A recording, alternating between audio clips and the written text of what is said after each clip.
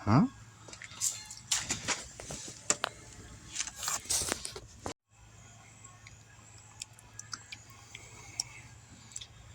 Heckgummit, it's brake fluid.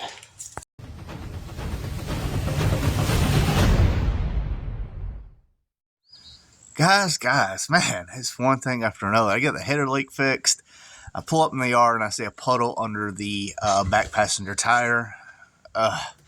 Thinking, I really hope it's not my fuel line. That's the way it runs.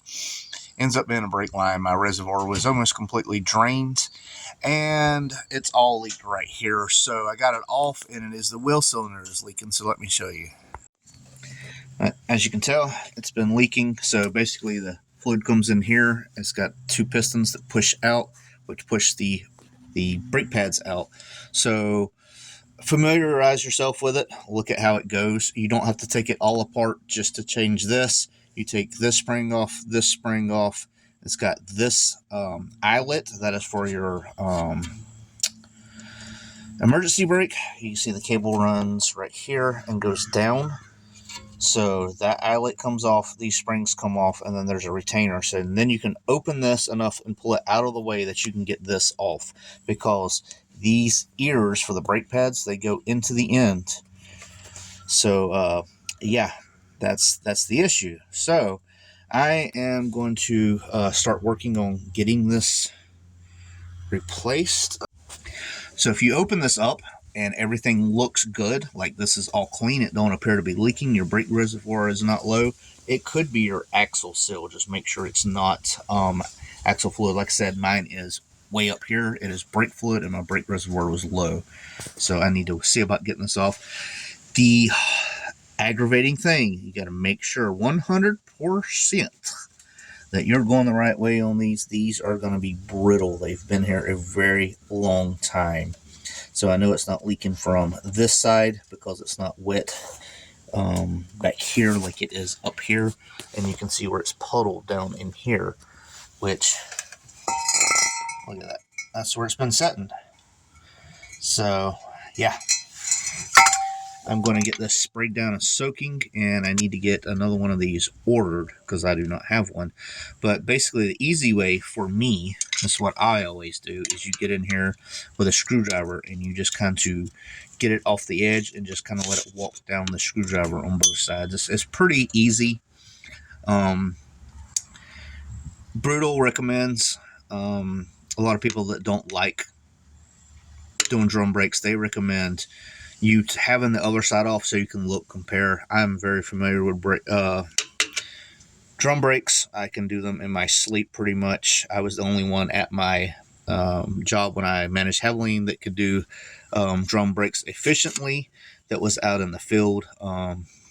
Our other boss could, but he was in the office. He couldn't be both places at once. So I did 99% of the drum brake jobs. So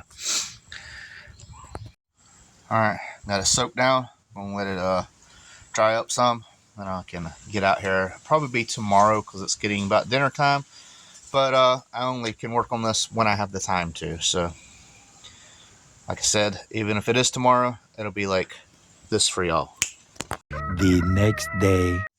Alright, so as described, I just removed the two springs and then this piece for the e-brake. This piece goes in this groove right here and hooks down here. So there's two bolts on the back side of this. They're 11 millimeters. I got them out. What I'm fighting now is 30-year-old brake line that goes into the back of this is stuck. So that's what I'm dealing with. So I was looking at the seals and they look pretty good. And it was until I grabbed this one and turned it inside out. And I don't know how well that's showing up. But yeah, there's a hole right there. So when you press the brakes, instead of it containing, it leaked out there, which in turn would leak past this and cause it to drip. I'm pretty sure you can buy a rebuild kit for these. I just feel safer with buying a new one, since a new one's like, I don't know, $8 to $10. Not that bad for peace of mind. I'm going to get in here with a brush, get all this cleaned up. This bar right here goes up here. You got to make sure that that gets lined back up when you're putting this back together. It'll go up here. So make sure all that gets lined up. It'll be easier when you have everything together and can slap it together, so that way you can take a look and see if it's not fitting right. It's pretty easy to identify what's not correct. Alright, got the new wheel cylinder in, nice and shiny. There's the old one. I just have the line plugged into that so I didn't lose too much. That's how it sits in there. It's bolted in on the back side, 11 millimeter. Make sure that you put this in the right way. High side goes on the top. Next will be this bracket right here is for this. So this will hook down here. It goes around this. There's a channel, and then it connects up here. That's for the e-brake. It's just to help to pull the bottom of the e-brake out when you, or the brake pad when you pull the e-brake. Then it'll be this spring over here, wherever it went to, and then this spring here. So this was the first spring off, so it'll be the last spring on. All right, so this is the bracket right here. This hooks into that right there with that spring. It's supposed to sit a little bit more sideways, but it goes up and around like that, and it's the first one on, and then this spring, and then this spring. See how this spring is setting out? It clears that. So now everything is together except for putting the actual thing on and putting the brake line on.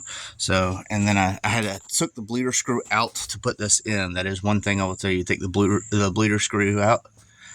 Take the bleeder screw out, and it'll make it easier to slide in. Then you can reinstall it. So this is always the most aggravating thing ever, is getting this back in the hair. You just got to keep going until you can get it almost perfectly lined up. And that's the only way it's going to get started. But trust me, it'll go in. I put it on up here and tightened it, so I know it goes in there. It's not like mismatched threads or anything, but it's just a matter of getting everything lined up. You want to try to get it, look at it, make sure everything's straight going in. That is obviously not. All right, it's on there. The line is in. It is bled. One thing not a lot of people talk about is right there. Can you see that little gear set thing?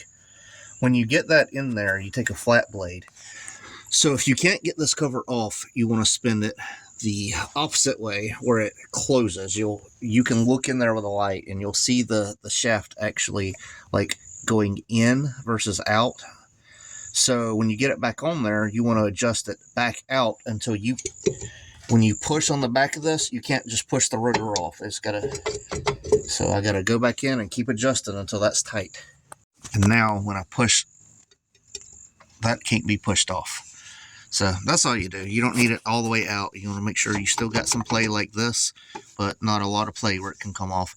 Also, backing up and slamming on brakes supposedly automatically adjusts that. I don't trust that method, but it is a method that people use, so we'll see. All right, so that is the side that's leaking. That side is done. I am doing the driver's side because what you do to one side, you do to the other side when it comes to brakes. That's just my theory. I don't care what you do. If you got a pinhole in that brake line, replace both front brake lines. It's just how I've always been. I don't know.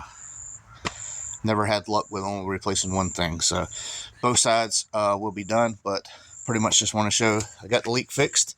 Got the rear diff leak fixed. What else? Got the header leak fixed. Can we still call her old leaky? I'm sure there's something underneath leaking, rear main seal or transmission or something. I'm sure I'll find another leak. I mean, that's just the nature of a 30-year-old car that gets ragged on. I don't know what that was. Anyway, guys, thanks for watching. Gotta get the tire on, get this cleaned up, and I'm gonna go eat some dinner. So, thanks for watching. This is Horseplay, and we out. Turn around, I done made it this far. Look back now, that wouldn't be too smart. Shoot for the stars even when it gets hard. Put my faith in the Lord with the 60 bars. I won't turn around, I done made it this far. Look back now, that wouldn't be too smart. Shoot for the stars even when it gets hard. Put my faith in the Lord with the 60 bars. I won't turn around, I won't turn around. No matter how far I go, I'll never come